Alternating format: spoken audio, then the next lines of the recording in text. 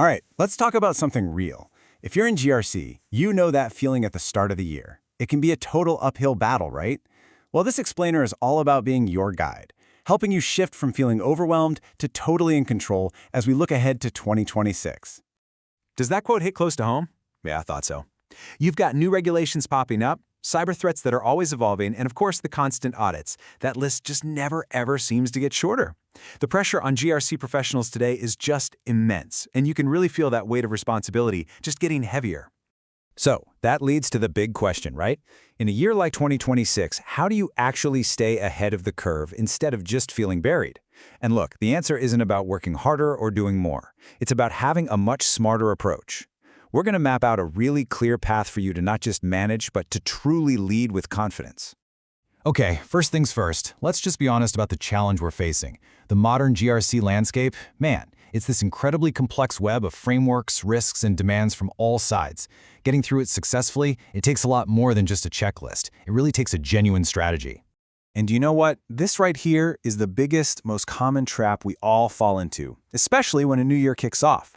The impulse is to try and tackle every single risk, every compliance gap, all at once, right now. But that approach, it almost always leads to burnout, it's super inefficient, and honestly, worst of all, you have very little to show for all that frantic effort.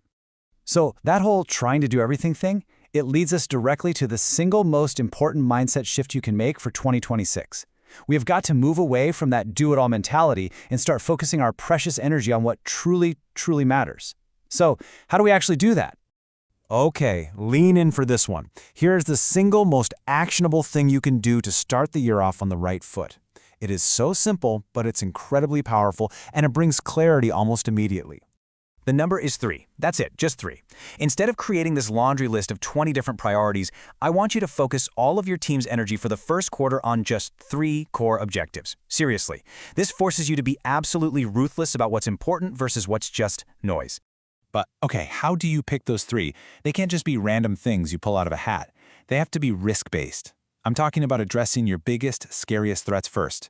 They have to be tied directly to what the business is trying to achieve. And crucially, they need to focus on issues that could have a real, material impact on the organization. That's how you make sure your work is providing massive value. All right, so you've got your focus, you know your top 3 things. The next step is all about optimizing how you get stuff done. This is where we talk about the practical tools and habits that free you up from all that administrative drag, so you can focus on the high-level strategy where you're needed most. And wow, this comparison really tells the story, doesn't it?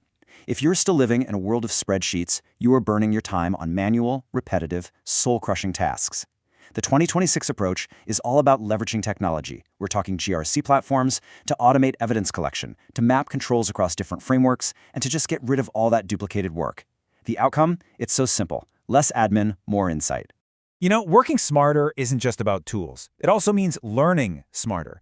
Our field is changing like every single day. So this idea of a continuous learning cadence, it isn't about some big, boring annual training session. No, it's about building a personal habit of consistently staying informed and staying ahead. And you know what? Building that habit is way easier than you might think. It can be as simple as subscribing to a few key compliance blogs, maybe attending just one GRC conference this year. Join a couple of relevant LinkedIn groups.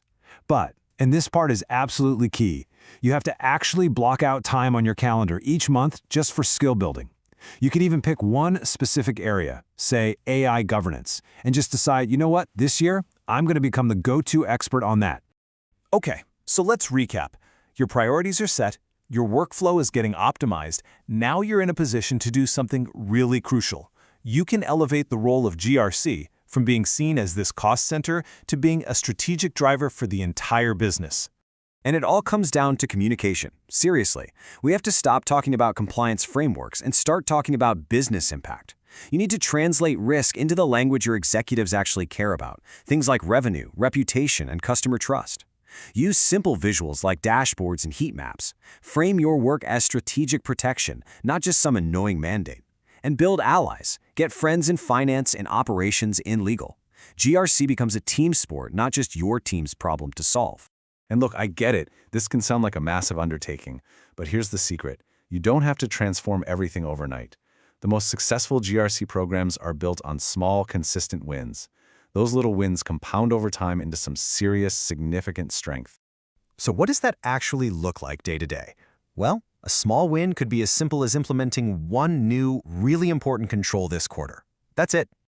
Or maybe it's finally getting around to updating that one high-risk policy that you know is outdated and has been bugging you for months.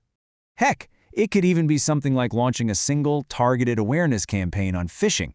These small, incremental steps, those are the real building blocks of a mature, resilient GRC program. And that brings us to our final thought. And this might be the most important idea of all.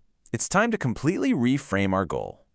In the complex world we're living in 2026, perfection, it isn't just impossible, it's actually the wrong target.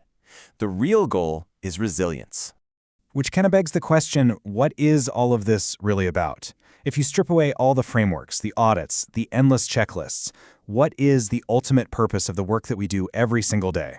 It's this: confidence. A strong, modern GRC program gives the entire organization the confidence it needs to innovate, to grow, and to operate knowing that it's protected. Your job isn't just about ticking boxes, it's about building and inspiring that confidence. So, as you think about 2026, I want to leave you with this one question. By focusing on what truly matters, by working smarter, and by communicating strategically, are you building a GRC program that doesn't just manage risk, but one that truly inspires confidence across your entire business?